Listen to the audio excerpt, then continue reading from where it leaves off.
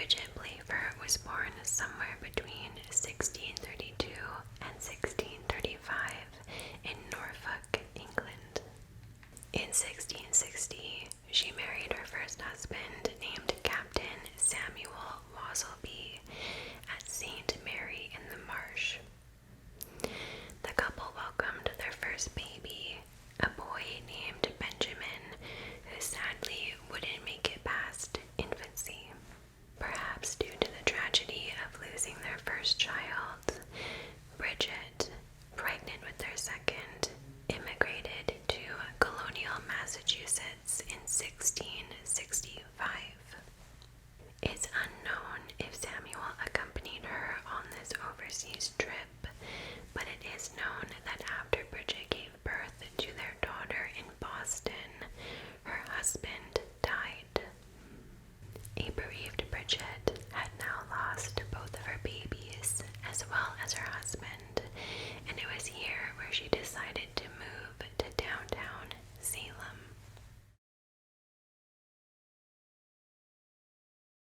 In July of 1666, she married Thomas Oliver, a successful businessman who owned properties as well as apple orchards.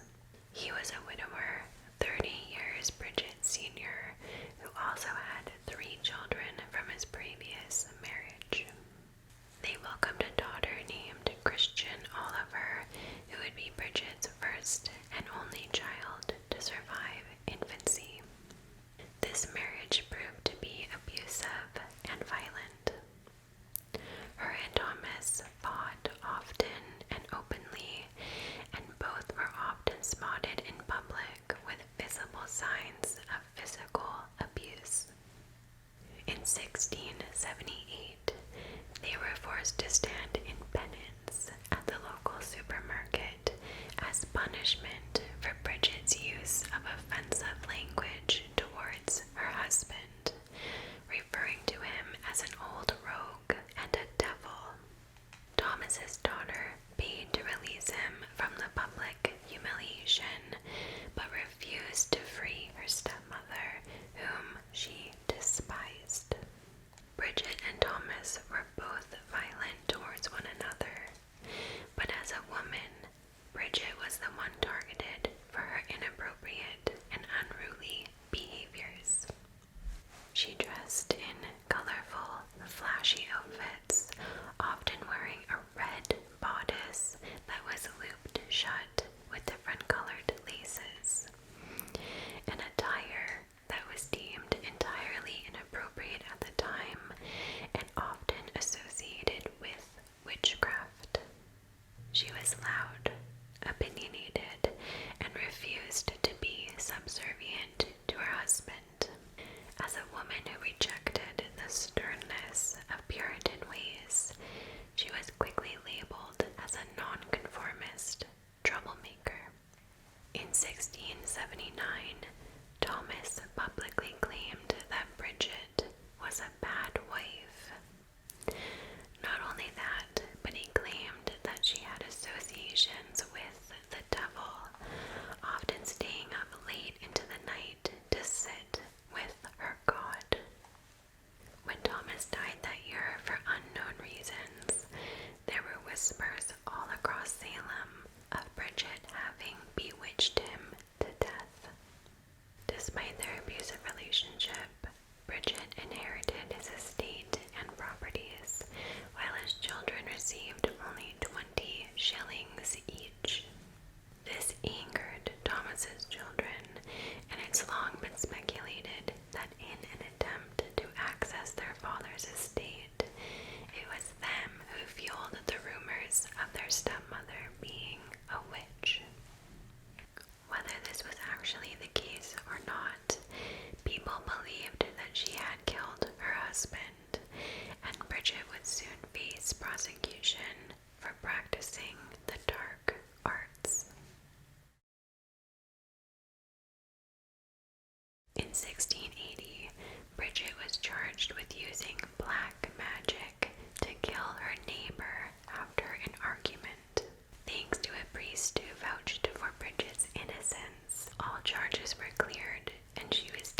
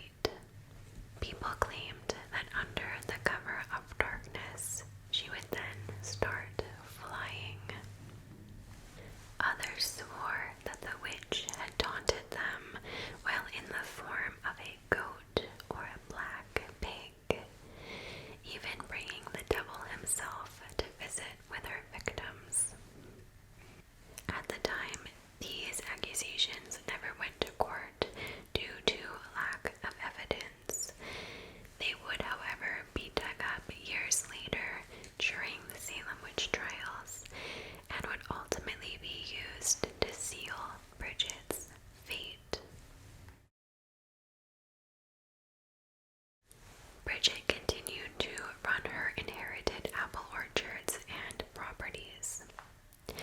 But because of her large estate, she was now an independent woman who was further distancing herself from the Puritan lifestyle of this era. The target on her back, for lack of a better term, was growing. But later that year, Bridget wed a well-respected woodcutter named Edward Bishop. Many mistakenly cite Bridget as running a tavern at this point in history. However, this is actually incorrect. A woman named Sarah Bishop owned the tavern. Both women were married to men named Edward Bishop, and both women were actually accused of witchcraft. So in the research, it's pretty easy to get the two mixed up. Sarah and Edward Bishop, the tavern owners, were both accused of witchcraft, but actually managed to escape.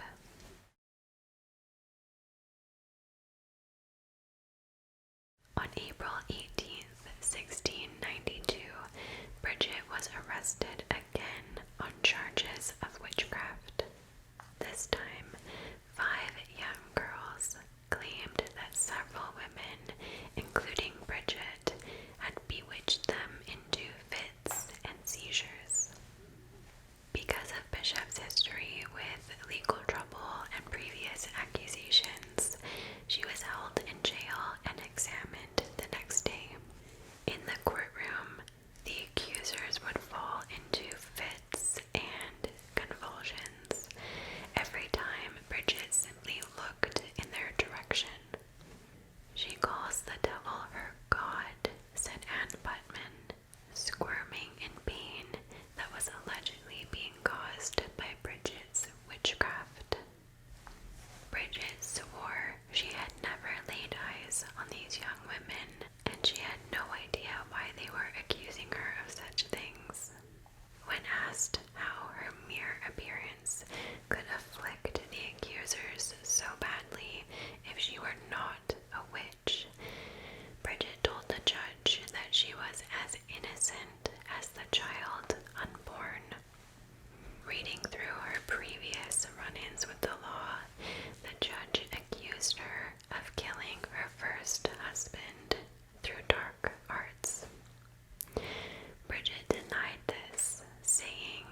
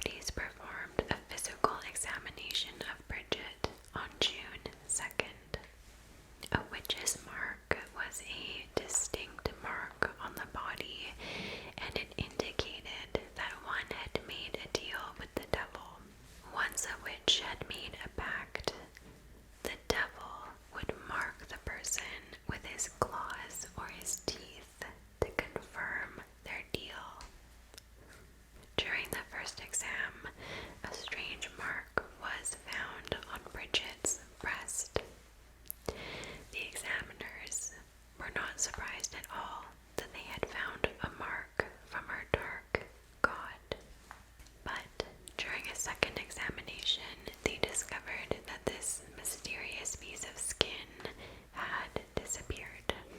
Unfortunately for Bridget, however, her fate had already been sealed simply due to public opinion.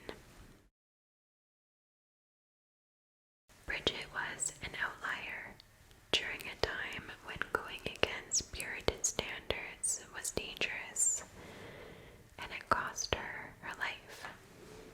On the 8th of June